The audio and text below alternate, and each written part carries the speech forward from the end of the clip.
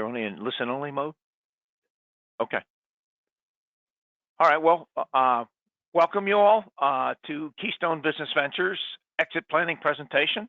Before we get started, I'd like to, excuse me, thank our host, Environmental Consultant and Affiliates Network.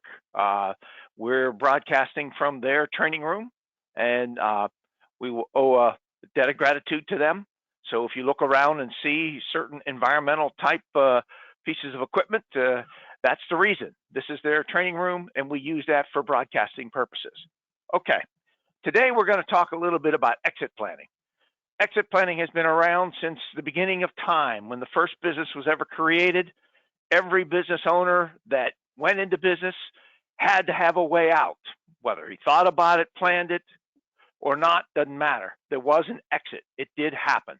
It's something that we cannot get away from. All business owners have to depart the business at some point in time. How they go about doing that is what we want to explore tonight and talk to you a little bit and give you a better understanding about how exit planning strategy works. It's your strategy as a business owner that we're going to concentrate on, not some pre-described format that I have that I want you to follow. That's not the case. The point is you have the right to make decisions and choose how you want to exit from a business. You can do it and let Mother Nature run its course, or you can plan and control the process. We follow the Exit Planning Institute in our presentations this evening, and it does lean towards having control of your destiny, deciding. You as the business owner decided to get into business. You decide every day to continue to operate it. When it's time to go, it's logical that you would decide how you would depart. When we talk about this concept of exit planning, it's a master plan.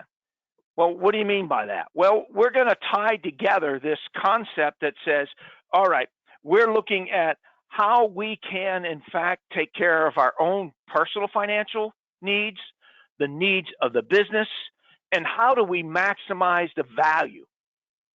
And we integrate them all in, as you see on the slide, this three-legged stool called a master plan. We'll get into this a little more deeply as we go through this, but as part of this, we want to understand what you should expect. Basically, what do I plan to deliver tonight? What will you take away from this session? Basically, where do you begin planning? You know, do you just all of a sudden wake up one day and say, oh, I'm going to go to work and we're going to work on exit strategy? Well, it's probably not a bad way to approach it. At least it's better than those that just get up and work not on the business, but work in it every day and don't pay any attention to how they might get out some point in time in the future. It's also important to say, how can I do this? What are my transfer options?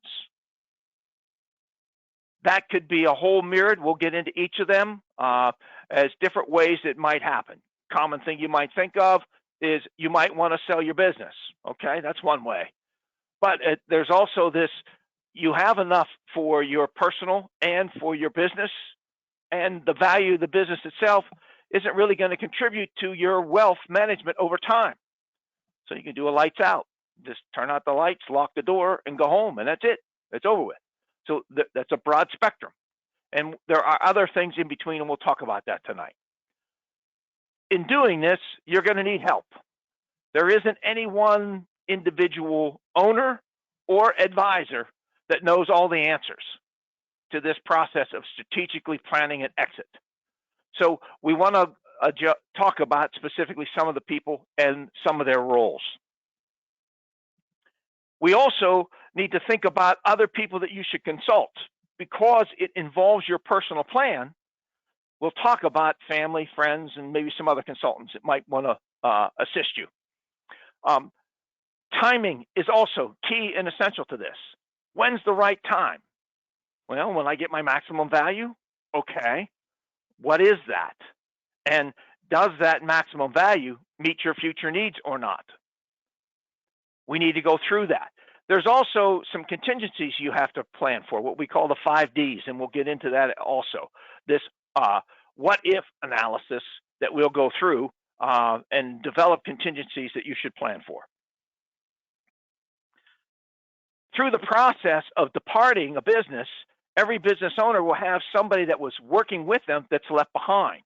How do you make sure that when the business owner departs, the buyer or the individual that's being transferred the business to them, that the other managers and key essential people stick around? Well, we're going to talk about that. What kind of best business practices should be incorporated into that plan that you come up with for succession and exiting the business, and how that should maybe be integrated into your own wealth and estate plan to make sure that there's a crossover, and talk about some of the examples of things that went wrong to people that had a succession plan but failed to incorporate that into their estate plan. So gets back to the point, do you need a wealth and estate plan? And the answer to that is that in most cases you will. Okay. Do you need to also develop a personal plan? And the personal plan says, yeah, because if I'm going to let go of my assets in the business and I'm going to do another venture, or I'm just going to go home and retire, what all am I going to need in my retirement? What we refer to as a bucket list, you know, and there can be some high cost tickets, and we'll throw some examples at you later. And then ultimately, do I need a valuation of my business? So we'll talk about that as well. To get into this, I think you first have to have an understanding of the competitive nature of transitions that have to take place and how large a collective ownership interest that's going to change hands in this next decade or so. We're talking about the baby boomers and how they are really, really driving the exit process. As you understand, baby boomers, those that were born in 1946 to 1964, if you think about the vast number, the statistic is that 10,000 of them turn 65 every day. That's a heck of a number. The youngest right now is around 58, 59 years old. They also, though, own a tremendous number of small, privately held businesses. In 2013, surveys that resulted in about 63% of the small businesses were owned by the baby boomers. From that time till 2020, the number dropped down to 56%. So it's a lot of transition happening. A lot of baby boomers that were able to get out. Then we had some issues that happened in and around that time, something called COVID-19, and the process slowed substantially. The other part to know is that most small business owners, baby boomers or not, they have about 80 to 90% of their wealth tied up in the business. So they're unable to resource maybe any kind of future plan until they have a cashing out event. They need to get the assets of the business or the stock ownership interest of the business converted to something liquid so that they can then get on with whatever their plan requires of them. The other thing to keep in mind is that of these baby boomers in this next decade, roughly 70% will transfer. So if they own over 50%, there's at least a 35 to 40% of the businesses that are in existence right now going to exchange hands that belong to baby boomers only. There's also a natural cycle of ownership that happens every year, and they're not necessarily baby boomers. Well, that's going to be in addition to this large 35 to 40% of the businesses that are owned that have to transfer hands. So there is going to be an issue that one has to plan through to become a successful entity in the transitioning. The other thing to understand is roughly 46%, almost half of them, will turn over in the next 5 years. So we're really, really looking at this environment where you have a lot of transition of ownership. What happens overall is if you measure the number of actual transfers, we're talking about 4.5 million and they have a collective estimated value around $10 trillion. Not the typo, it's the T, not the B, $10 trillion. The other thing that happens here that we have to keep in mind is that in any given year, the number of businesses that are listed that don't sell is roughly 70 to 80%. So 7 or 8 out of 10 never transition. If we're also looking at this, of the 20 to 30% that were fortunate enough to transition, 3 out of 4 of those owners profoundly regretted doing the deal.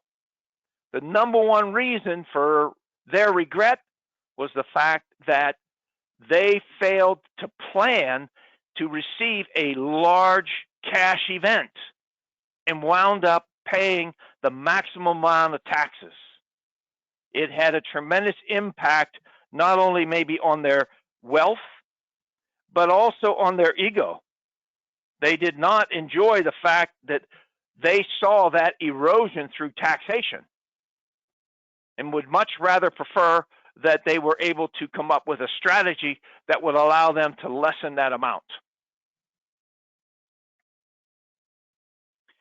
The other thing to keep in mind is that 95% of the professionals, my M&A counterparts, believe that the number one reason that businesses don't sell is that the seller's expectation is too high. He thinks it's worth more than what it is. And so we need to talk about that a little bit today and understand that expectation and how one can go about understanding what the market will bear in terms of what sort of asking and selling price you should have. We have a fair amount of businesses that are family owned. And you would think that, oh, maybe the statistics are better in the transfer and or succession or transfer of those businesses over time. And the answer is no, it's not, unfortunately. Of those businesses, only 30%, less than a third of them, make it to the second generation. And by the time they get down to that fourth generation, they only got about 3%. Well, if you look at the family-based businesses that are out there, the Family Firm Institute says that it's roughly 1 out of 1,000 that get to the fourth generation.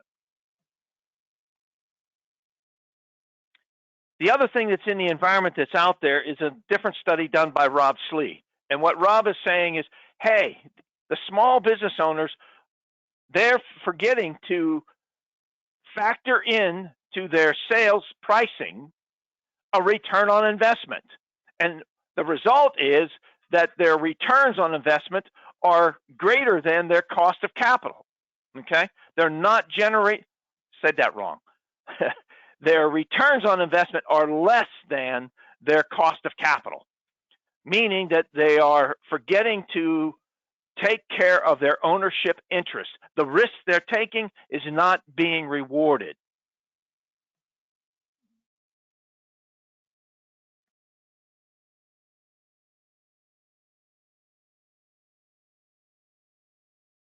There it goes.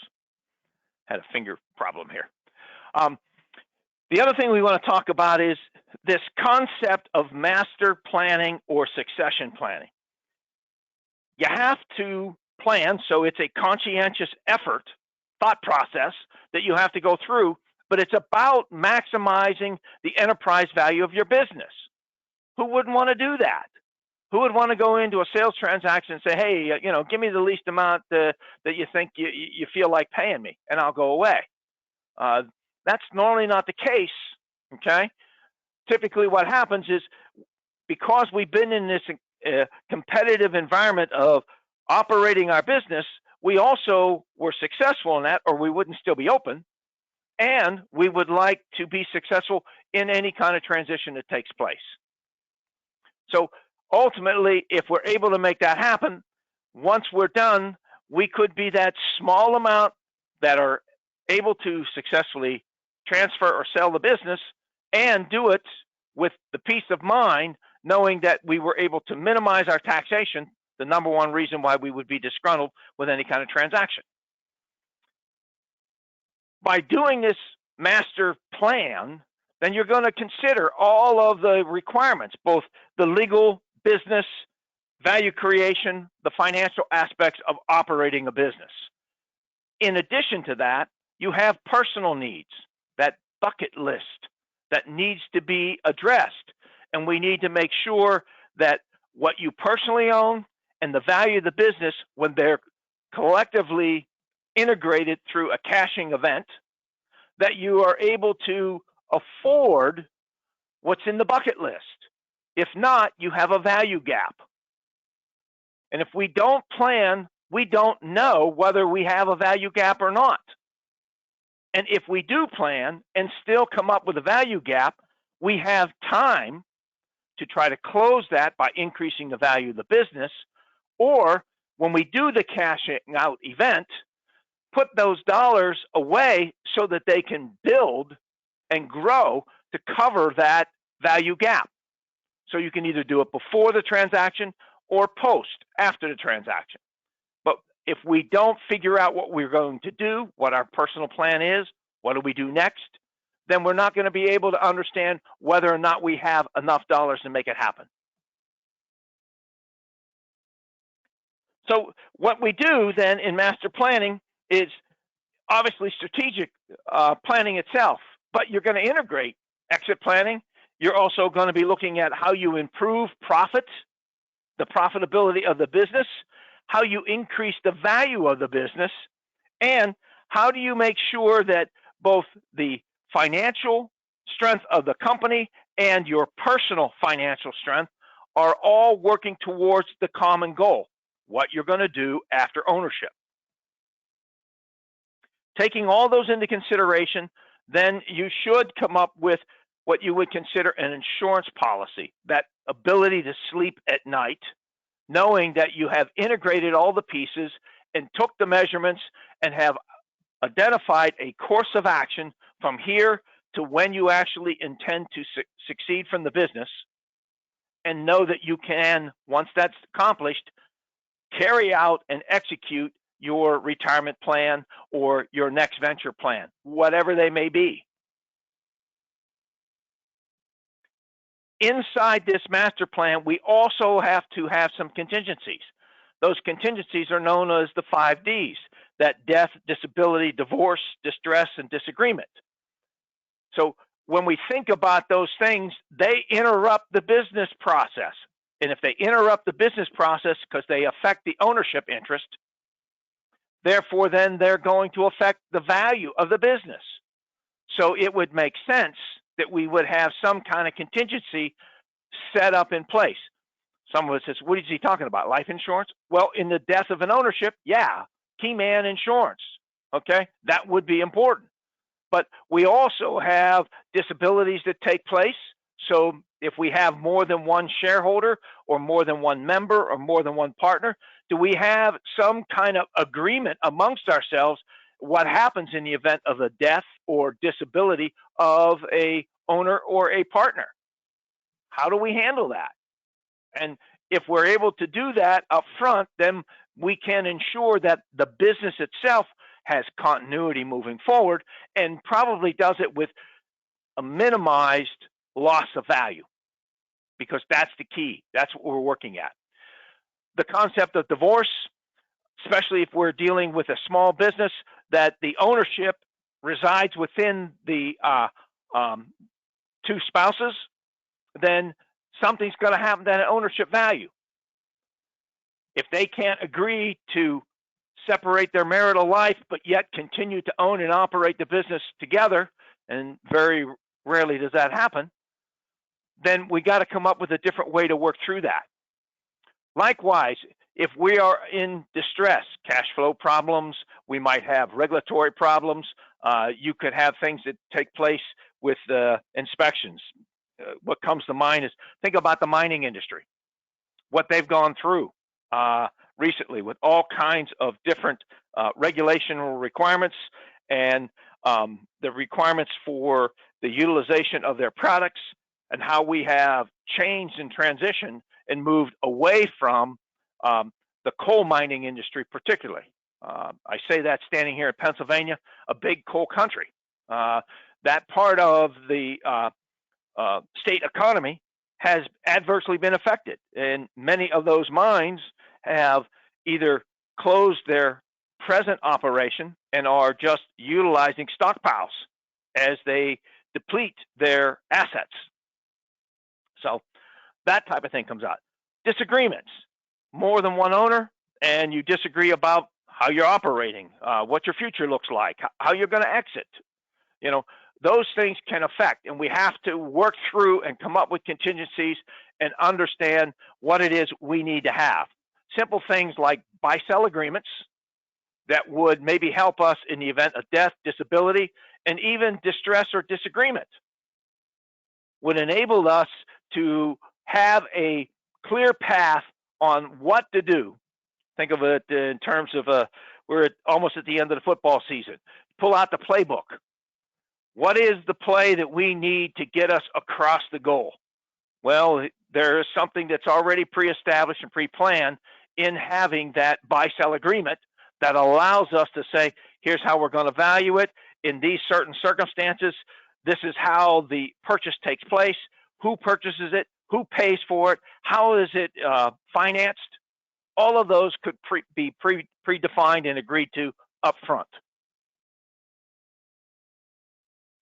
Let's talk a little bit about what you as a prospective buyer, or excuse me, owner of a business would need as part of this concept associated with a master plan or succession planning. We talk about this shifting your paradigm. This is the process of, instead of working in the business and focused in it, you needed to be very passionate about your business. Please, I don't mean not to do that, but you need to also carve out time to work on it, to work on that strategic piece of that. If we look at all of the businesses that operate, not just small, we would find that many of the businesses that are out there, they have professionals that work not only in the business, but work on the business, and their jobs are split. When we talk about chief executive officers and chief financial officers that are inside some of the larger companies, privately held or public corporations, well, they're there because it's recognized that there's a need to focus strategically as well as operationally.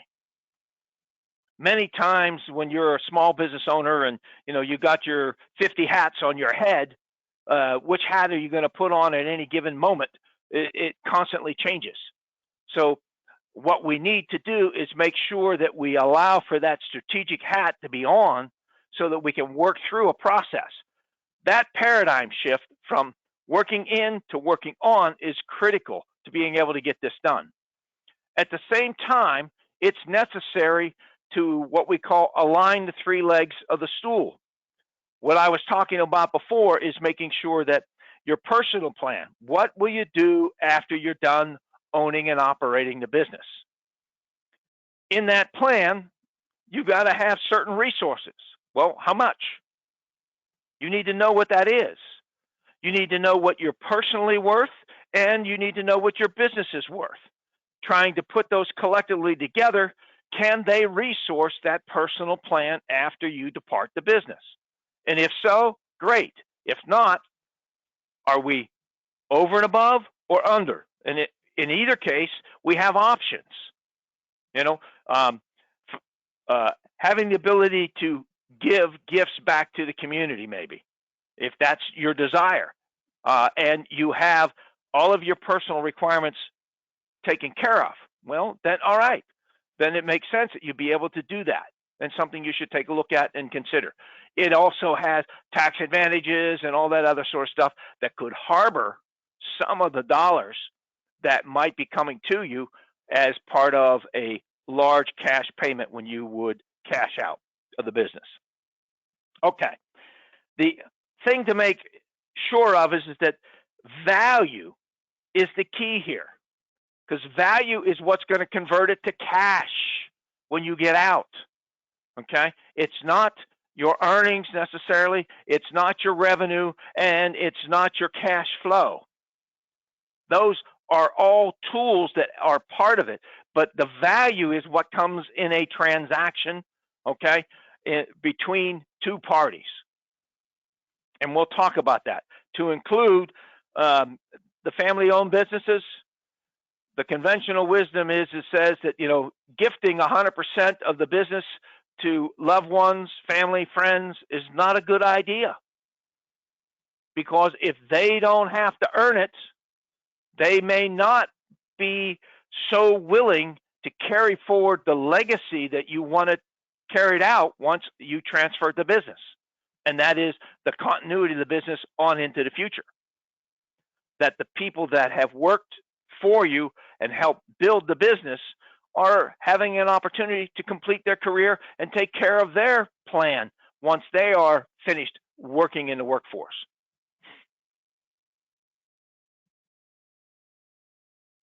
So the key here is we try to focus on the present, knowing where we are and knowing where we want to go, but we need to look at this short period of time. What can I do that is going to get me to my goal? How do I do that? When I do that, I'm able to work on the business. At the same time, we're going to talk about and introduce this concept of a value maturity index, how we identify the assets and ultimately manage them at the end to make sure that we can complete this personal plan that we have defined for ourselves as a goal, what we're going to do next. At the same time, we want to concentrate and develop our ability to take intangible assets and make them transferable. What do I mean? If I've got very unique knowledge, but they're right here, and I haven't taken the time to get them down and get them in writing and show how I've used them in my business model to grow my business and to make sure that all the people that are around me that are helping me work this business and manage it understand those, then if I sell the business, the only way that knowledge goes forward is I got to go with it. Well, you know, if you check the laws a long time ago, indentured servitude, that was outlawed. So we're not allowed to do that. So what we have to do is come up with a way to get that intangible capability, those assets, able to be transferred to someone else, even if it's your own management in what we call a management buyout. And we'll talk about that as a concept later. They need to know what's up here, how you get that out to them. Very important.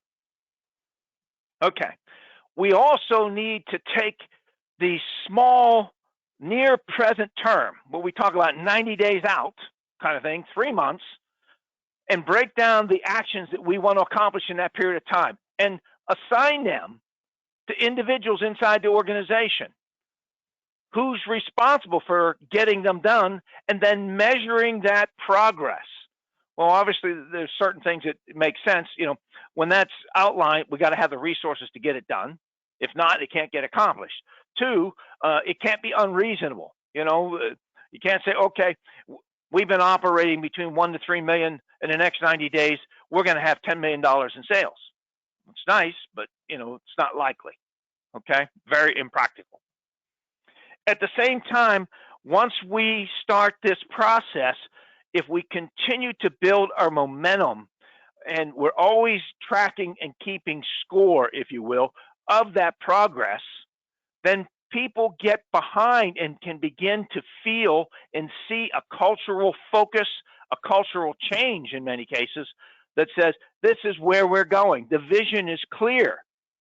Not only is it the owner understand it, but he's communicated it to everybody else, and they are on board and helping accomplish it. Very important stuff. You need then to build a reliable team, internally and externally. Internally, those managers and key employees to help you get stuff done every day.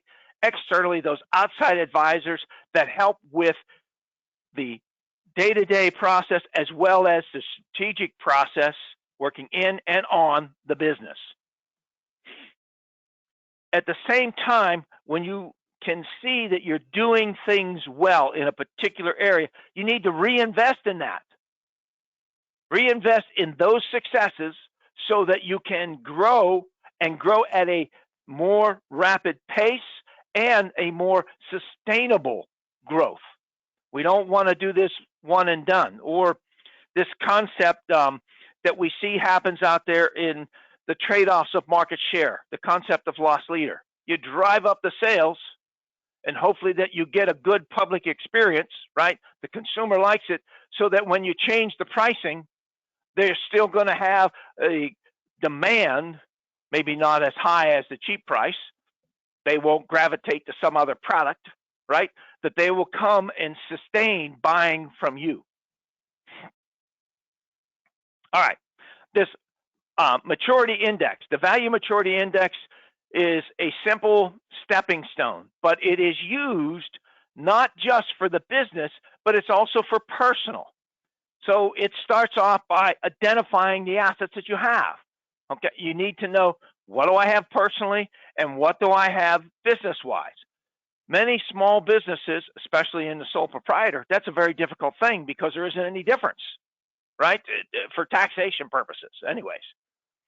And so you get a commingling.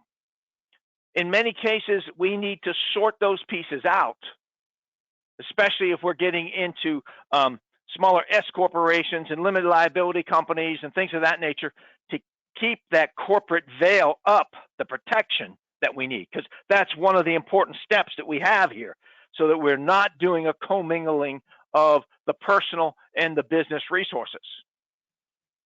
By protecting, logical thing too that people think about, okay, well, we have assets, so in the case of a fire, do we have insurance? Yes, all of those things have to be in there. But we had also talked about taking that protection that gets back to the knowledge and the workforce know-how, mainly through key management. So you may have to insure more than just the hard assets that you have, but you may also have to insure certain people, because if you lose them, it becomes detrimental to the business. And we'll talk about that a little bit more. Ultimately, then, you want to get into this growth process, what we call the building blocks, right? I have a goal that I need to achieve in value. Well, where am I right now? I may be right there, but I've gone through COVID, so I look like this. When you look at my financial statements, I've gone up and down because everybody did. It's understandable, but what I haven't been able to do is get that sustainment. Well, COVID has finished. We're a couple of years out. We're getting into 2024 as we speak. So, all right, what do we look like in 2021, 2022, 2023? We got 3 sustained years, and they had some bumps in them. And depending upon the industry that you're in, it may not have been as quick a recovery as we might have thought from the effects of COVID-19. So ultimately, we need to build to get to a certain value. We accomplish that when we start to harvest. In other words, demonstrate that there is some earnings. What Rob Slee is talking about, that return on investment, that has to be demonstrated. Do we have to necessarily pull it out? No, but we have to demonstrate the ability to do so if we desire. Okay? So what's that talk about? You mean distribution and dividends back to the ownership interest? Yes, because they've made the investment. They're taking the risk. Where's the reward? We need to demonstrate that reward. It has to be a reasonable amount. Reasonable amount is what other types of risks in the marketplace, and what are they rewarding for those risks? What are they paying? Are we at that level? We need to incorporate that. Ultimately, though, once we get the harvest and we learn that it's sustainable, it's managed, right? Now we're at that upper end, and we're making a decision now to continue to go with the business, or are we going to do the succession? Are we ready to transition out of the business? That type of decision happens once every 90 days. It's repetitive. You use this value matrix index stepping process to figure out where you're at on the glide path to getting to the point to saying, I am now in position and able, because I have my tangible and intangible assets available to be transferred. I have got the value for my business that I need for my next event and what I am planning to do. If all of that comes together, then I'm ready to make the decision. The value acceleration methodology that we just briefly described using the index allows us to focus. We do that with a benchmark. What's the benchmark? Well, benchmark, you develop a metric, typical metric. If we are out there and dealing with public companies, the PE, price to earnings. In privately held companies, we have different metrics that we look at. There are price to sales, price to some sort of earnings metric that's available. Those metrics that are there then are used to determine what the value of the business is on any given 90-day slice that we're doing a 12 trailing month review and say, okay, here's where we're at. And by getting at a sustained value level, we've gone through the build and now we're at the managed level. We can then demonstrate our ability and increase the value. In that process, we would have identified the drivers that enabled us to grow to this level, and ultimately knowing those that kill value as well. That issue is very, very important, because if, in fact, we're not paying attention to those threats and weaknesses that we might have that could harm us, we need to make sure that we're able to sustain the business moving forward. And then if we have those threats or we have those weaknesses, that we build these action plans to counteract them, and that we take and divvy up the responsibility to accomplish those so that we are able to go ahead and control this managed same value level or same growth in value level that we need to get to where we're at, so that we are in a position to make a decision and say, okay, the time has come, it's time for me to depart.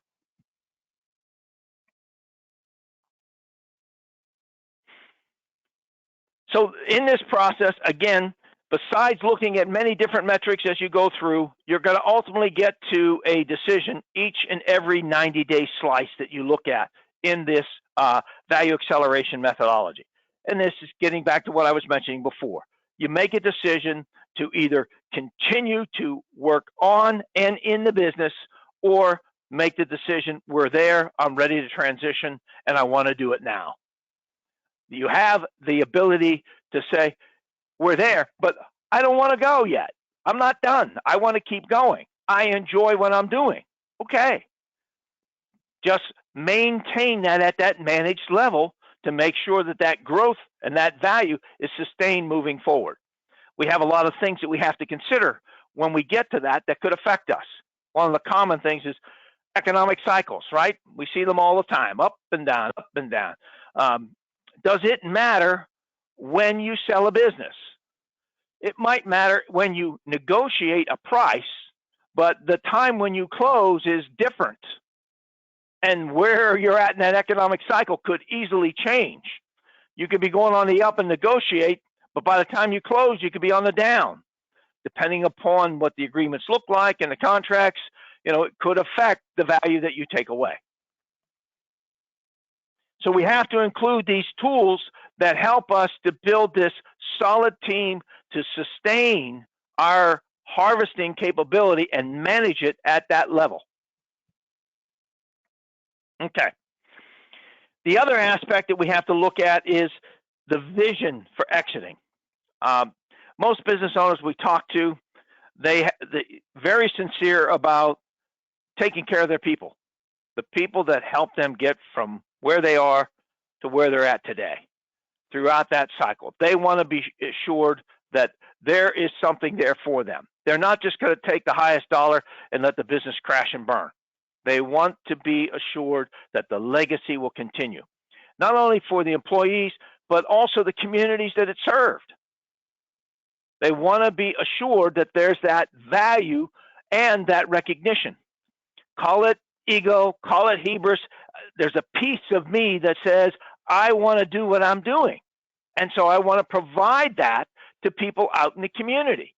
To take that away, I would want to have somebody else that can provide that same level of effort or improve it so the community benefits. By community, it's that broad term, my customers, my suppliers, and my employees. By doing that and giving them that platform, I'm probably going to also get a good value for my business. Okay. Time is something that affects a lot.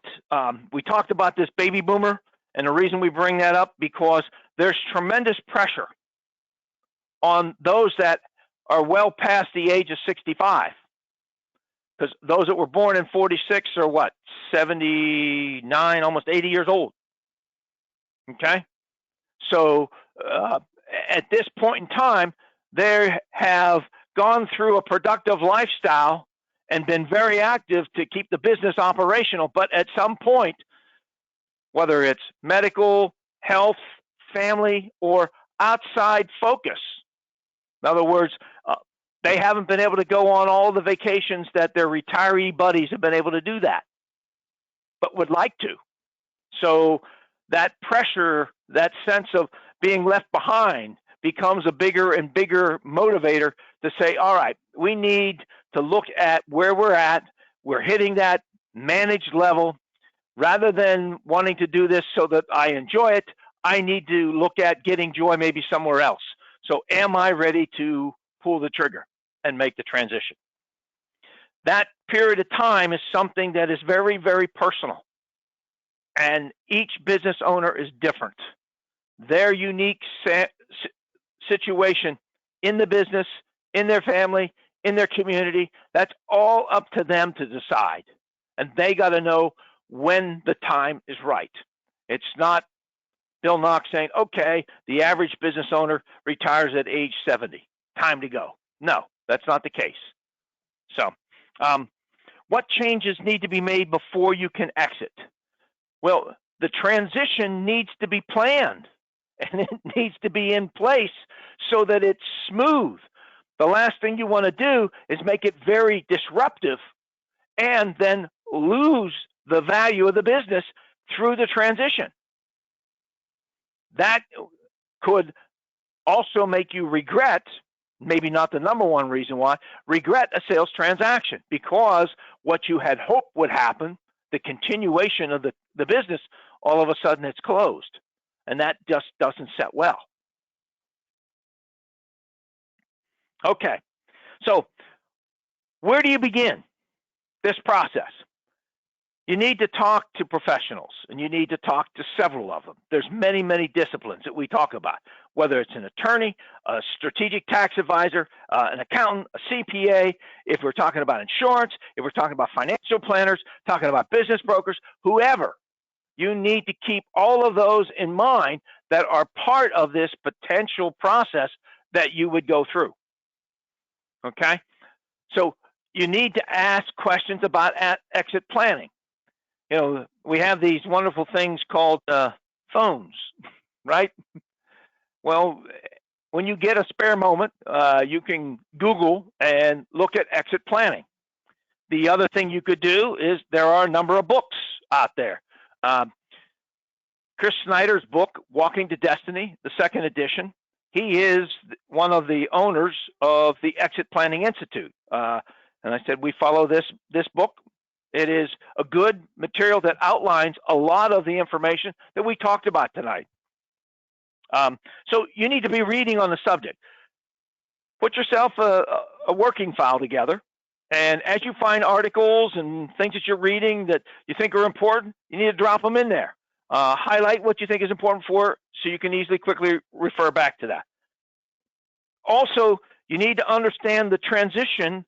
If it's a cashing event that's going to take place, you're either going to probably do that through a business broker or you're going to do it through an investment banker. The investment banker kicks in when we're talking about the larger size middle market firms, and the M&A broker is for the smaller firms underneath. And we both have different ways that we can provide for that exit transfer strategy. Typically, the investment banker is the kind of guy that you're also going to go to if you have the option to maybe take your business public and get out that way. Okay? But that's normally for the much larger businesses. Most of the small businesses would never qualify for that. All right. In looking at how this is going to take place, this transfer that you have in mind, you could be doing a transfer amongst family. Okay, so you've got from grandpa to dad to son, or from grandma to daughter to granddaughter, and transfer it down. It could also skip any one of those. It could go out through what we call a management buyout. The management buyout is the key managers underneath the ownership interest. They come in and buy in and ultimately buy out the owner. How does that normally work? Well, typically what happens is that there has to have some kind of value in mind, and it's normally something that's not done all at once. The management people come in and they buy in and get vested in the business.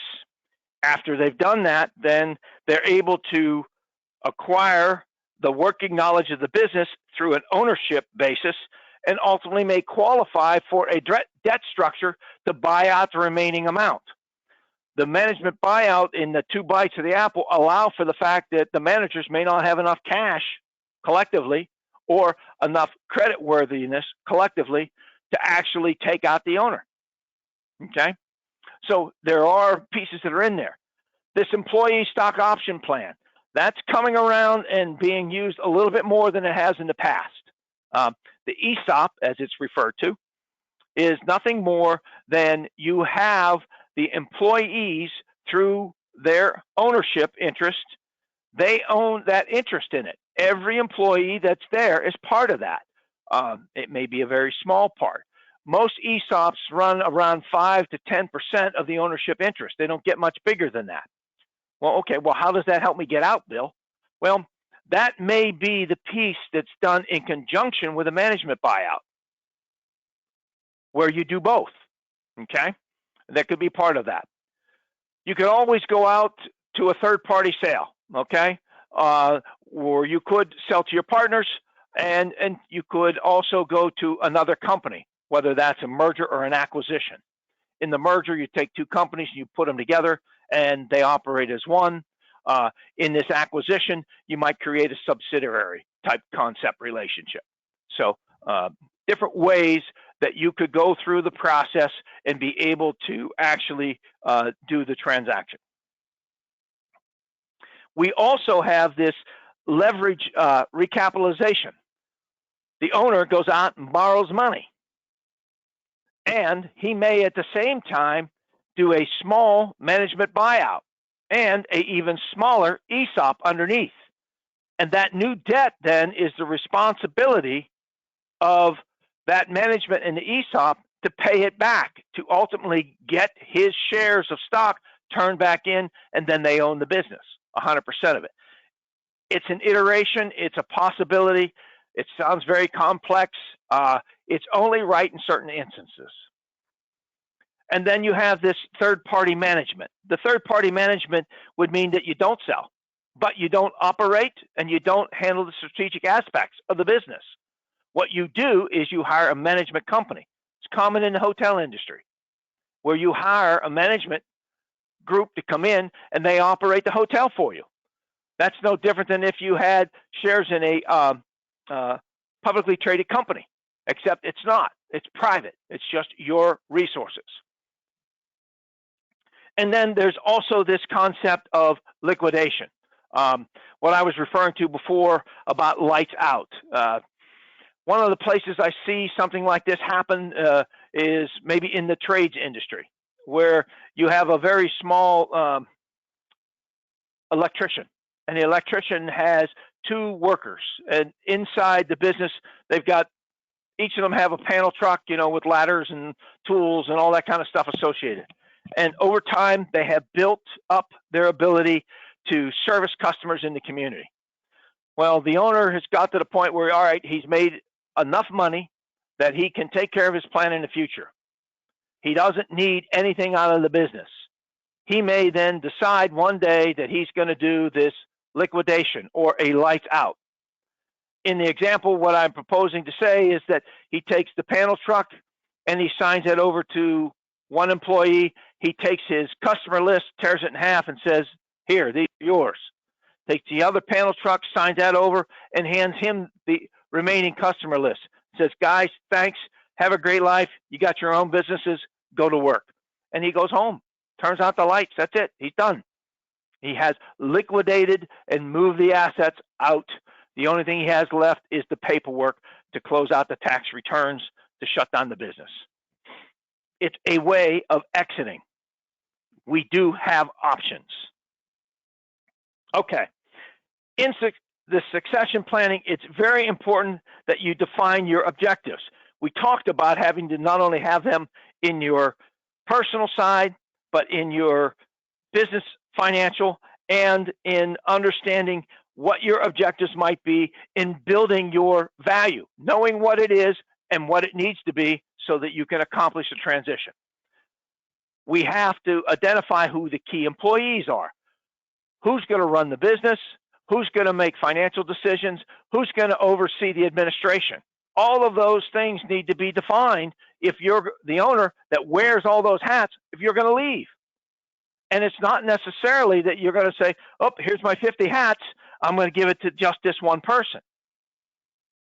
Because they were doing something else inside the business, it just may be overbearing. One, they may not understand how all those pieces go together properly. And it will take a lot of time and years for them to grow into that. So it might make sense to divvy them up and work that out. Okay, the advisors, why do you need an attorney? Well, a lot of this stuff has legal documents. It has legal advice, has legal impacts that have to be in there. If there's a sales contract that has to be put together, obviously it makes sense to have an attorney's advice to explain the legal ramifications. The accountant, how does that fit in? That accountant would also not only take care of your present tax needs, but maybe helps you with tax planning going forward so that you are able to avoid large payments when you cash out and get the dollars into your possession for your business. Financial advisors, what are you going to do with all that money? Well, one logical place is to go to a financial advisor and say, here, I need you to invest this for me and get me a check a month. Give me an annuity plan because that's part of what I need. And periodically, I'm going to need money to do this, and that. And oh, by the way, right away, I have always dreamed, and in my bucket list, I want to do this. And that this is, I want to get on a rocket. I want to fly up into outer space, and I want to be able to come back down and wear my astronaut badge. And oh, by the way, I'm going to need $1 million for the seat to take the ride. Well, if that's what you desire to do, and that's in your bucket list, that all has to be planned for. And whether that happens out of the transaction or you do it at a later date and the financial advisor maybe has to grow the money to be able to afford it. If that's the case, okay, we plan for those things. The insurance professional, where do they fit in? Obviously, in transitioning the business, you need to make sure that you as an owner remain healthy all the way through the sales process. At the same time, you have key employees that are going to help you, especially if you're putting together a management buyout. How's that going to work? Well, you're going to need help with that. You have to insure the assets against just the normal fair wear and tear. Oh, excuse me. I meant to kill that, and I didn't.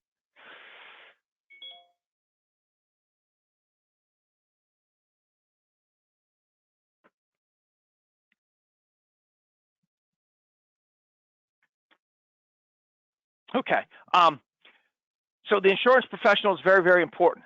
In some cases, you may have some very sophisticated requirements, and you may need tax advisors. Maybe as a business owner, we tend to have a pension that we like real estate as an asset. So we may initially purchase the real estate that the business operates on. After we've done that, we may also want to go ahead and purchase additional income-producing properties. Well, we did that, then we're here in, I don't know, Pennsylvania, Ohio, New York, New Jersey. But when we get to the end where we decide to come out of the business, maybe we want to go to a warmer climate. So we want to take those real estate assets and we want to liquidate them, and then we want to reinvest them down wherever we're going to go to. We might use this tax thing called a 1031 exchange on that real estate transaction if it's allowable under the tax laws. We'll need a special tax advisor to make that kind of thing happen. And then, like most small businesses, if there is a sale that's contemplated, whether it's internal within family, or if it's something within management, or something with employees, or to third party, doesn't matter. You're going to need the assistance of a business broker to help you through that process to structure that transactional event. Okay, I want to take a brief intermission here. I do want to extend an offer if you're interested in learning more about the subject, and if you would like a copy of Walking to Destiny, if you would email me at bill.knock@kbvinc.com and give me your contact information, we'll forward you a book free of charge. So if you would, take a look and let us know if it's something you need. We're going to break, and we'll be back here in about 5 minutes. Thank you.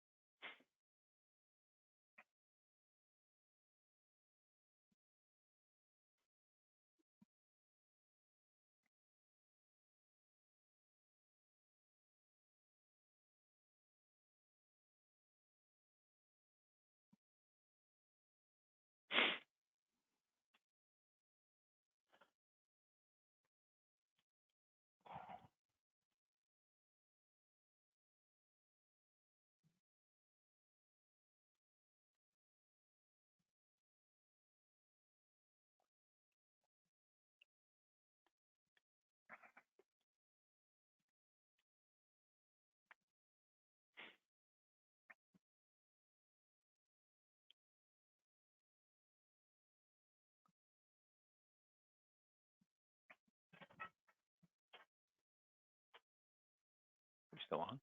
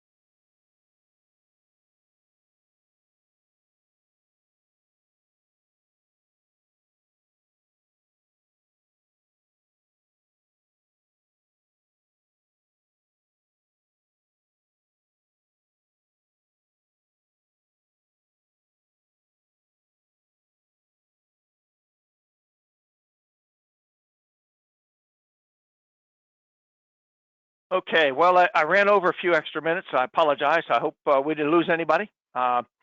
Again, I want to extend an offer. If you send me an email with your basic information, I will forward to you the Walking to Destiny book that will provide information on exit planning.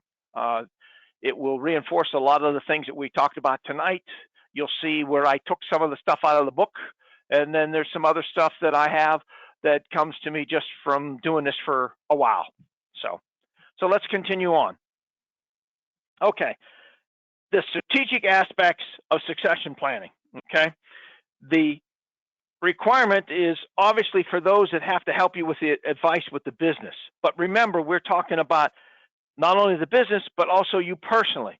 So when you get down and start to plan this strategic element, you need to include the family side of your business. You know, this life balance concept that we have to, in many cases, as small business owners, force ourselves to pay attention to. Because it's too easy to just get wrapped up and stay focused on the business and operate in it all the time. So what we need to do is make sure that we're including family and friends, maybe trusted advisors. If you have strong religious beliefs, you may even want to bring somebody in to assist you with this concept of saying, okay, here's what I'm going to do next with my life. They can help you with that as well.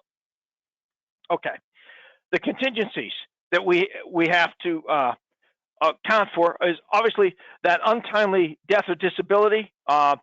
If we don't have a plan in place, we're in big trouble. We need to have a way that says, okay, if I can't come to work tomorrow, what happens? How does the continuity of the business go forward? And for how long without me before it makes some permanent steps and adjustments? Those things all have to be understood and accounted for in our contingency. It's best if I were to write those down, tell people who they should talk to, and more importantly, who they should not talk to. If there are certain business dealings that I've had over my lifetime, and I've dealt with unscrupulous business owners in that process, I want to ward off the people that are trying to operate my business without me from sending the chicken into the fox den to be eaten alive, right? We don't want to do that. So we want to make sure we give them some kind of information. We need to tell them what we want done. The who, what, when, where, how, and why. And the why is probably just as important. It talks about that thought process that you have developed for yourself over time as the business owner. They may or may not have been around as long as you have. They may not have seen certain situations that they're now cast into and need to make decisions on your behalf. So having that available is very, very critical. And as a business owner, when you signed your name to say we're open to the public, you really have to think about, okay, what happens to close? If I had to take steps to open it and to operate it, shouldn't I also take the steps to close it? So you don't want to leave the choice to others and give them zero guidance. The only thing that will happen in that circumstance, if you're like me, the old saying, if it wasn't for bad luck, I'd have no luck at all. Well, that's the kind of result that you would expect to get if you don't have a plan and you don't give guidance and advice. Whatever you had hoped would happen more than likely won't. All right. So when's the right time to exit? Well, we had alluded to, economic cycles, ups and downs. Well, do I want to be on the way up? Not necessarily. There are businesses that have closed, and we look at the metrics, especially small businesses, price to sales and price to some earnings metric, for which it doesn't matter whether we're in a recession or we're at the top of an economic cycle when they sell.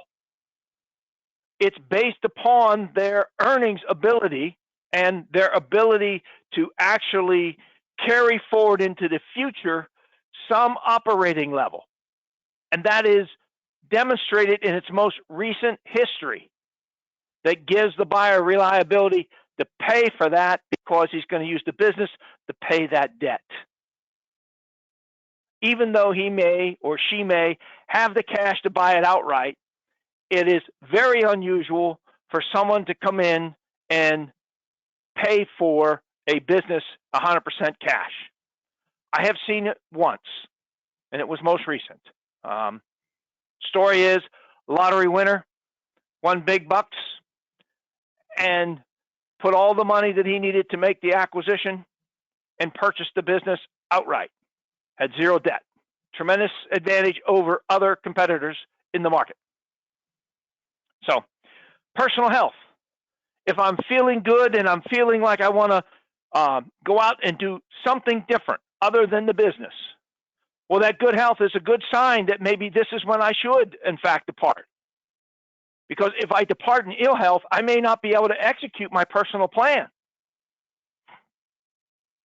And then I also always have to be prepared in the event of you get that offer you can't refuse being slid across the table. The problem is almost every single one of those are time sensitive, and they need to be purchased within X number of days. And if you don't have your information in a way that they can verify that you're worth what they think you are in that period of time, the offer goes poof and disappears, and it's gone. And you'll never get that chance back again. So unsolicited offers require us, through this maturity value index that we operate on, to prepare for that opportunity. Because if we're going through and taking not only our tangible processes and our intangibles and we're making them transferable, we're in position to demonstrate to a prospective buyer who's coming out of the blue to make a purchase, we want to be able to show them this is why it's worth X amount. Okay? So it's important that we would prepare for that. We want to obviously also be prepared for whether we have the selection or the opportunity to choose to depart. Death and disability, we may not have a choice, especially if it comes at us overnight. You know, you walk out and step off the curb and get hit by the proverbial bus and you're gone. Okay? Nobody could see that coming. Nobody could plan for that if that they were expecting this date, this time for that to happen. But what we can plan for is what happens if that were to take place. Okay? So it's very, very important that you understand that and that you go through the process and think through what you would want done. At the same time, what happens if you are winning a major contract or the opposite, losing a major contract? All of a sudden, the business was operating way up here and 50% of your revenue just went out the door. Now what? It's very, very important that you have some kind of contingencies, that you be prepared. And then you have to be in a position to capitalize. What does that mean, capitalize? That big event when the business converts and becomes cash, how are you going to protect it so it stays from the transaction and winds up the majority of it, the big chunk, in your pocket? You need to make sure that it gets there, that it's not lost through taxation and or some scheme associated with the time of when you're going to get your money. People say, well, what are you talking about? Well, sometimes earnouts are based upon this sales projection that's unrealistic. But you're hoping, and that's what it is, hoping that they'll be accomplished. But you've never demonstrated it in the past. Well, the buyer may buy and agree to pay your price if he built his own contingencies on his side, if that happens. Well, you need to make sure that you're able, that it's realistic to take place. If not, you may have a post-transaction value gap, the difference between your personal plan and the combination of your personal finances and the business combined to resource that personal plan. Okay. Losing a major customer is no different than losing a major contract, okay? Except the contract may be for specific periods of time, and you may have an opportunity in another year or two to rebid and see if you can't bring that in. Losing a customer is a lot harder to get back. The customer, for all you know, may have gone out of business, so there is no opportunity to get it back, none whatsoever. So you have to keep that in mind. If you're involved with other people that have ownership interests with you, if you have a death or disability happen to them, you're going to be burdened with the process of operating the business. Hopefully that you and your partner had communicated what needs to be done. Because otherwise then, not only are you operating under that personal strain because of the absence, but there could be very, very arduous legal issues where you think you're operating in the best interest, but later on, those may be not associated with the business, family members in the event of death, that come back and say, hey, the shares of stock transferred to me and what you did, we didn't approve. And next thing you know, the business is tied up in a major lawsuit. Okay. Children not interested in the business. I have 3 kids, and all 3 of them, while they're going to college, all work for Dad during the summer. And every one of them said, Dad, it's a great business.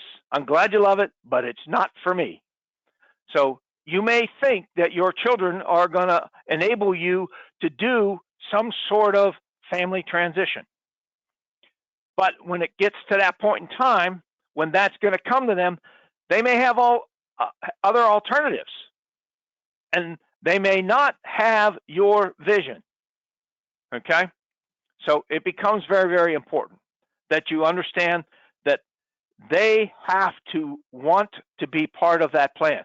By including them in the planning process, you give them a heads up of what you're thinking. And if they're saying, no, then you know that's not a viable option. And all those other options that we talked about earlier, you need to have more than one, okay?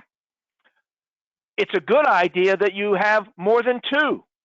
And out of that, one of them should always be a sale to a third party. You never know when the other plans fall apart. But by being prepared, you could get that unsolicited offer, but also you would be in a position where you could, in fact, take it to market and accomplish the value that you had in your plan. So you need to work those things through.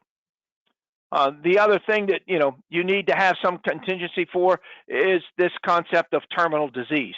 We don't die right away, but we get bad news, and that bad news could almost immediately affect our ability to operate the business at the level that we need it to sustain for that management element.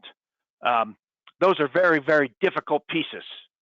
In most cases, initially it's probably kept very quiet, but then at some point the cat gets out of the bag just because there are telltale signs. People notice when you're not feeling well, and when you start to alter your decision process that they expect you to maintain over time. So, okay. How do I ensure people stick around if I'm going to do a transition? Well, if I have key management and I'm either going to transfer to children, or I'm going to sell out to a partner, or I'm going to sell to a third party, I need to motivate people to stay through that transaction. Why? Well, number one reason is normally there's a requirement in the purchase agreement that, in fact, you provide a certain amount of continuity of service, and that X number of employees, the key ones, will actually sign a new employment contract going forward. And if they don't, then they're not going to be able to get through settlement. It's just not going to happen.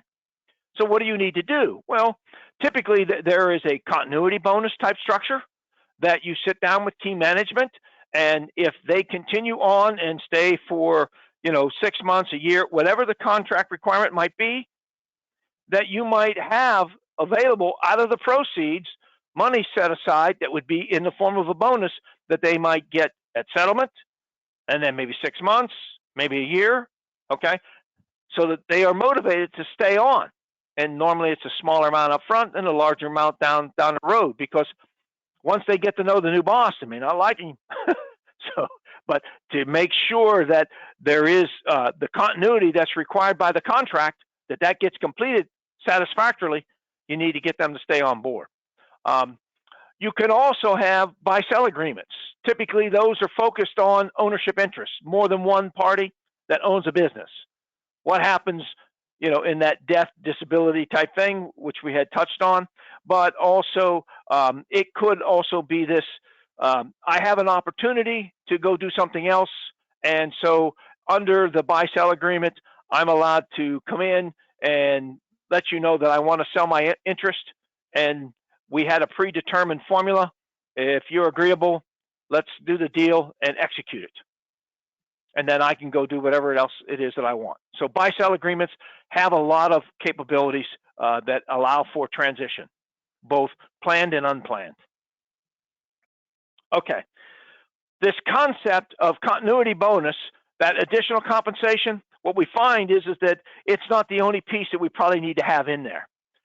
Because even though a continuity bonus is assigned and accepted and moved forward, what happens if that key management individual gets hurt, becomes disabled permanently or temporarily, unable to fulfill those contract requirements as part of the acquisition? So we need that key man insurance to come in and do a couple of things. One, it may have to buy out the ownership interest, right? If we had a partner that's lost and we had key man insurance for them and they were critical in the operations, chief operating officer kind of thing, then we need to make sure that we can buy out that interest, as well as we're going to have to pay for employees to pick up and cover the difference while we go out and recruit a replacement, whether that's getting another investor or it's done through management with an employee coming in and having the skill base to operate it, and done on a salary basis. However that works out, we need to have that ability. Where's the resource? Well, if you take it out of the business's working capital, you're going to burden it. So the key man insurance creates that dollars from an outside source, where you've been paying for that a little bit, a check a month kind of thing, on an insurance policy. Okay? And those payments are part of your operating cost. They provide for a strategic opportunity, this catastrophic event, if you will, that could happen and cause a major disruption in the business. The other thing to keep in mind is that as you're going through here and we talk about whose advice will I need, that nobody has all the right answers. And if you have a very, very strongly opinionated advisor to the point that says it's my way or the highway, that person isn't going to do well, and your plan's going to have a hard time getting complete, let alone executed. Recommendation there is get a new person. The business owner develops and implements the succession exit plan. You decide, not the advisors. They advise. It's your plan. Okay? Yes, you can rely on their advice. Okay? But you need to trust but verify through that process. As a business owner, you've made a lot of decisions over periods of time. Trust your gut and work your way through it. The team approach is best. With this cast of minimal advisors, you should be able to put together a concept that says, here's my personal plan, here's what I have to do financially to improve my business, and here's the value that I need to obtain to make all of these resources come together and do whatever I'm going to want to do after I no longer own the business. That team approach, part of a best business practice, yes, but it pulls together many, many types of skills that are needed for that specific event. If you think about this, now wait a minute, when have I ever seen this before? Well, when you bought the business originally, you may have used an attorney to get a purchase agreement. And you had to go ahead and get all your tax accounts set up. So you went to your accountant and you got that done. To resource the down payment, you may have gone in to your financial advisor and said, hey, I got to pull some money out so I can get this down payment so I can buy the business.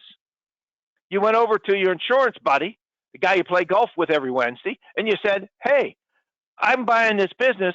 I need to insure the property, the employees, and we got some key people here. So we're going to have to get some key man insurance stuff put together. Can you help? Ultimately, when you are buying and you're pulling that money out of a financial plan, you may need a tax advisor. How so? You're going to take the money with a financial planner assistance out of a 401k. You may need some assistance through an ERISA. You might build a trust where you could do a non-tax event in cashing those things out to make your down payment. And then the business broker ultimately turned you on to the business. So when you started to get in, that's the same cast of players that you more than likely came in contact with. It's logical on the way out that they would be re-engaged and they would be part of your team to make this work. All right, succession planning is working on your business. Your business is more than just a job, right? This concept is really there. It's your baby. It is how you have grown your wealth. You took the risk. You were the good steward. You grew that business over time. And now you need to get the rewards back out. The investment that you put into that business needs to be turned into a cash event, and you need to work your way through that. So in doing this, remember that intellectual knowledge that you have has to be transferable. You could have, copyrights and all that kind of stuff. Sure, those are also intangible assets, but they're already set up to be transferred. Okay? So you have that means to do that. I'm talking about in small business, it's normally that know-how, the business model and how it works, its pricing for different markets, for different customers, for different combinations of products and services, okay? However you're doing that, that needs to be communicated so it can be transferred. It's essential. All right.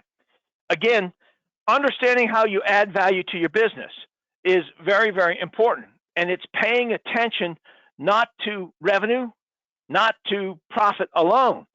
You also have to pay attention to the value. If you land a major contract and that contract is for $500,000 and the estimated dollars that you're going to get out of that increase in revenue, right, is going to equate to how much of an increase in your value? Well, if in fact it's 500,000 and you've got 50% of your sales is the value that we use in your metric, which is possible, okay, then you just added another $250,000 to your value by getting that $500,000 contract, okay? So those are the kinds of things that you need to be working on and understand about what we do when we're putting this together.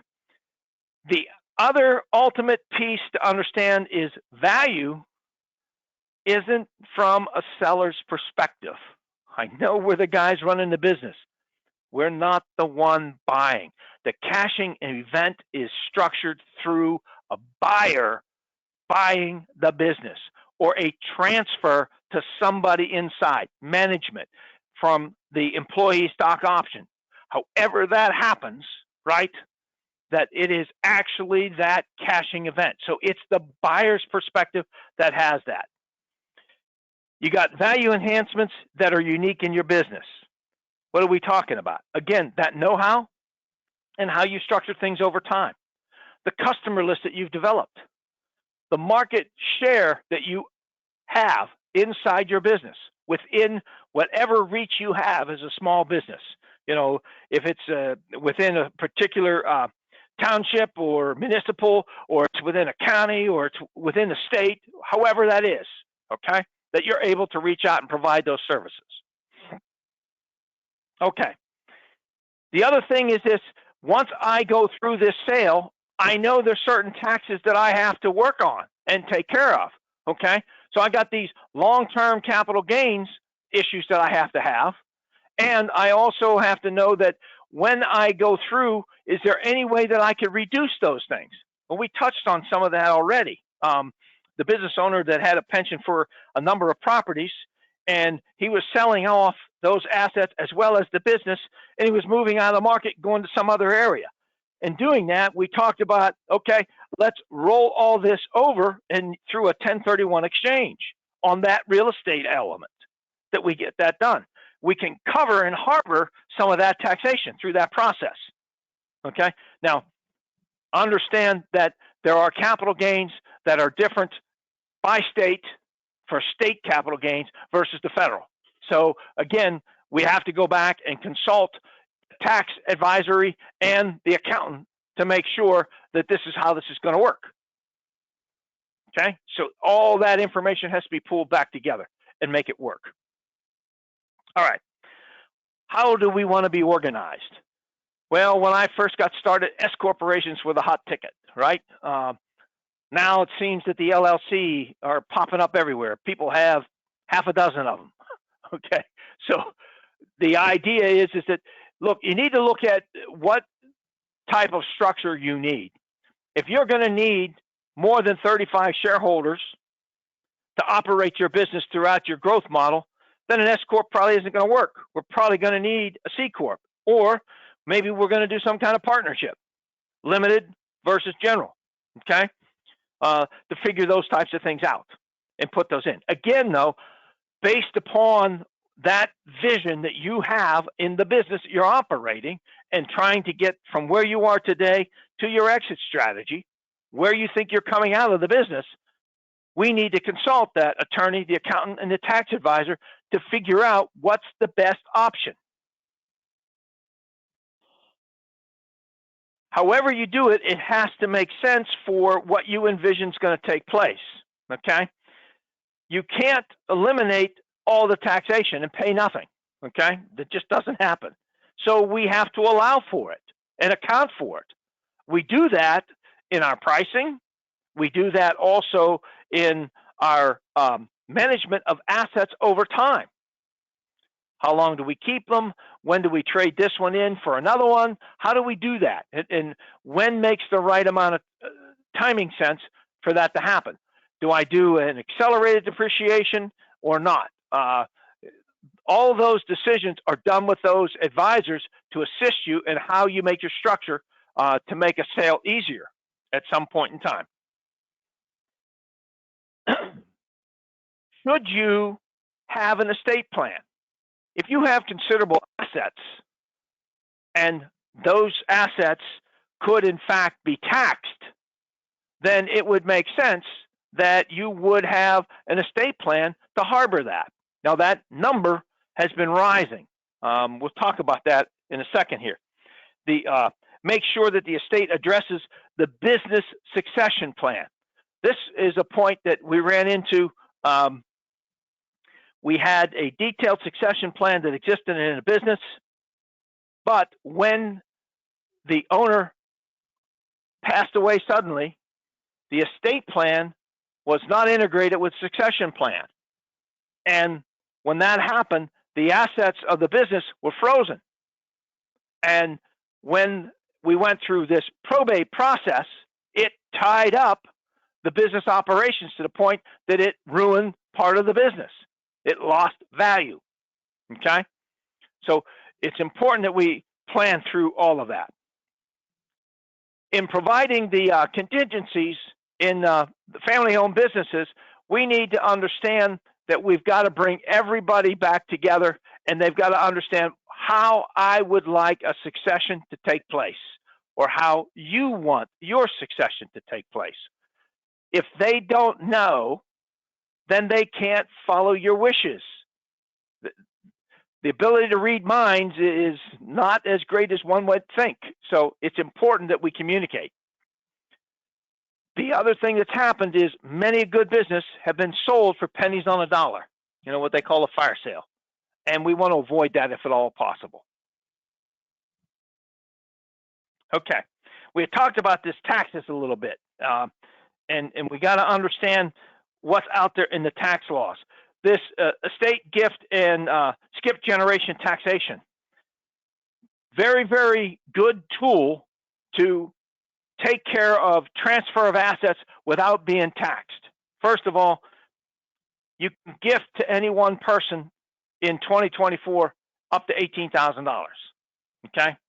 In value, cash, transactional value. You can, as an individual, also have a tax credit for up to $13,610,000. If the business is owned by two spouses, then we have the ability for $27,220,000. That's a lot of dollars. That exceeds a lot of the asset sale for small businesses. Okay? But understand that come December 31st, 2025, just a little bit less than 2 years from now, that law will expire, that portion that grants those taxes, and what's on the books is it will automatically revert back to a $5 million base with an increase for inflation over time, okay? And when that takes place, we're going to probably drop from 27 million per couple down to about 14 million. Or say it another way, that almost $14 million is going to come down to $7 million. About half is what's going to happen if nothing is done. So just understand the timing of that. So if you're thinking about exiting and you might want to harbor some of the gift and estate tax or skip generation tax opportunities as part of your exit plan, you might want to consider doing it sooner rather than later, the sooner being before December 31st, 2025. So very, very important element that's out there that's in the law right now today. Okay. Developing a personal plan, you have to outline the objectives, what it is that you want to do after you're finished with the business, okay? And part of those objectives could be that maybe you're only going to come out of the business part-time. So you'll be part-time in and part-time out. That's fine. You just need to define what that is. The other studies and surveys that have happened say that if you write down your personal plan, one, you get clarity of thought, but two, you've got about a 70% chance that you're actually going to carry it out and execute it. That written plan is also that communication in the event of the proverbial bus comes along. And you can hand that off and people can find that and read what it is that you had in mind. Getting a benchmark. You need to know where you're at right now. If you don't know where you're at, you can't apply the value metrics to figure out what the growth is going to be. And with that, you also can go back and do your personal plan and estimate what that's going to cost and look at your personal resources and the business value collectively and how they can accomplish that plan. The three legs of the stool, the master plan. The benchmark is very, very important. It doesn't need to be a certified report, by the way. This is for management use only. We're not going into tax court. We're not going in front of a judge in some sort of commercial dispute, okay? So it only needs to be a benchmark type product that says, okay, in the industry, here's what the other businesses have sold for, here's what their metrics on their price to sales and some sort of earning metric. They happen to be in the same standard industrial classification code or North American industrial classification code.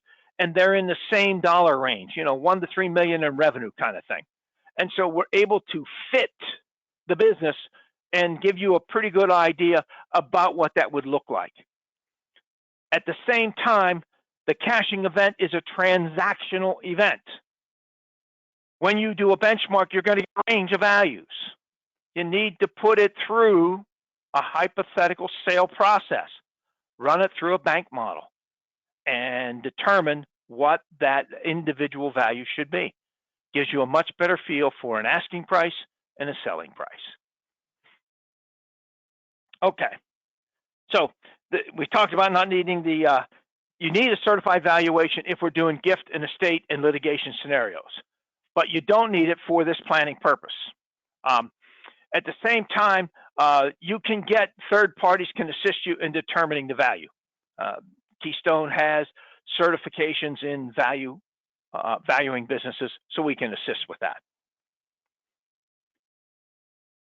There is a desire as you move up the value chain, if you will, price of your business. The higher you go, the more likely it is that there's going to be a demand for some kind of audit of financial statements. And there is a higher reliability on audited statements versus just filed tax returns and unaudited income and balance sheets. Okay, so putting that together helps. Now we could go through and get it reviewed. Yep, that's true. That also says at least that the information was provided makes some kind of logical sense. Okay, but it's not the same as an audit. It's the audit that really drives this. Typically, a buyer, when they're coming in, they want to look back historically 3 to 5 years. Right now, 5 years doesn't make sense because of the COVID disruption. So we got the good 3, and they probably, even though you present 5, they're probably only going to rely on the last 3. Moving forward, we'll get a 4th year and then a 5th year, and they'll have a tendency to want to look at that. But they're only looking at the historical to get some idea about what the future will entail. If we don't have that, then you're going to have a hard time convincing them that this is what it's worth and getting them to agree to pay that. It's important that you start a couple of years ahead of time to make sure that you've got good, solid information that when you present your tax returns and your unaudited financial statements, that it doesn't require a tremendous amount of adjustments to figure out what the heck the earnings are. Because you may have done some things that were outside industry norm. You may have gone in and had some accelerated depreciation that the industry doesn't use. You may use a unique inventory accounting method that's not done in your industry that affects the value of the inventory on hand and all those kinds of crazy things.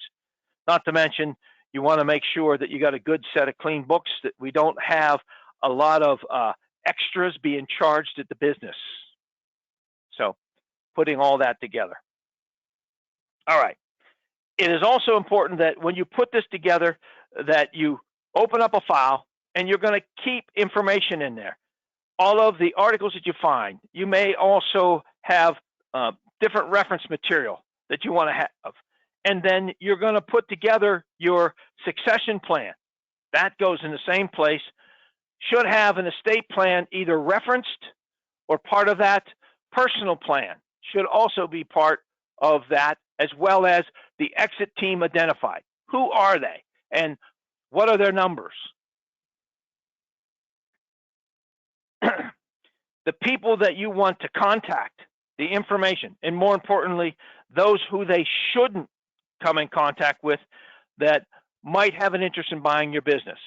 Give that information, keep that in that file so that somebody is able to take a look at that. If you've got a list of good potential buyers, you give them an idea as to where they should search to get that cash event to take place in selling or transitioning the business. Okay. What did we answer? Well, hopefully we talked to you a little bit about where do you begin. Right here, right now is a great place. If you send me the email, we'll get you some additional information. What are your options? There's a myriad of them, right? We talked about they could go inside the business to other fellow ownership. They could go to family. They could go to management. They could go to the employees. We could go out to the market to a third party. Okay, we can have a lot of different ways that we would do that. Which advisors should we have? Well, we talked about the attorneys, the accountants, the financial planners, the insurance people. We talked about having a tax advisor, where that fits in, and having a business broker. All part of that process that fit to make that happen. The other questions we talked about, what other individuals should you consult? Obviously family and friends, but I also mentioned that, if you have other types of interests that are driven, and the example I used was religious, maybe you want to have them as part of that too, because they might be part of your estate plan, and there may be some issues associated with the business that maybe would contribute to that. When's the right time? It's a tough call, but first of all, we're talking about going up the value matrix index and being at the managed level. Once you're there and sustaining there, when are you ready? And you've got to make that call, okay? But you got to get there, because that means then if we go and do this cashing event, that we're going to resource our plan.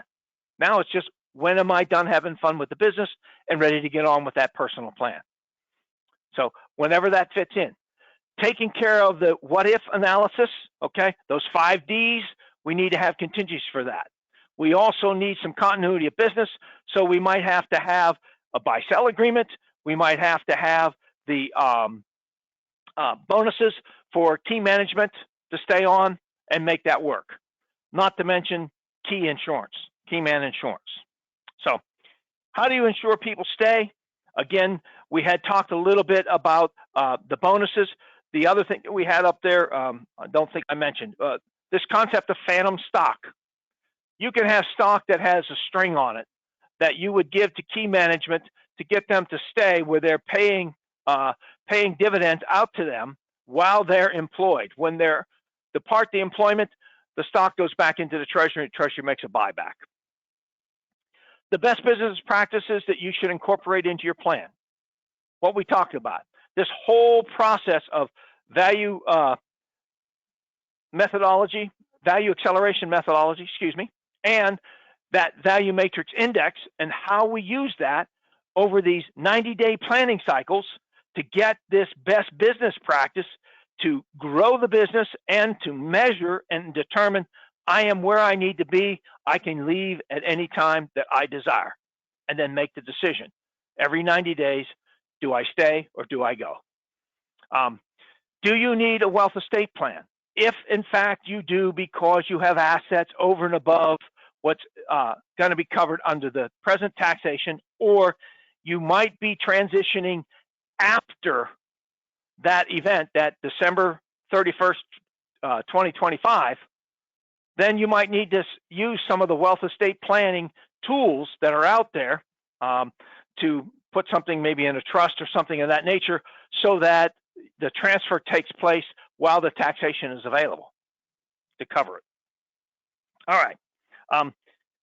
Do you need a personal plan? I think the point is yes. Otherwise, how do we know how much personal assets and business value do I need to have to accomplish what's in there? And do I need a business valuation? It's a starting point. And if we don't know where we're at, how are we going to know where we got to get to? We got to come up with the metrics and understand the measurements and how that's impacted in each of the decisions that we make every day to get through the value. Okay. All right. That really is the master plan, part of our exit planning and succession. If anybody has any questions, you have my email address. Go ahead and shoot that to me, and we'll definitely get you back an answer. Again, the offer for the book, if you have an interest in that, please send that to us, and we'll get that out to you.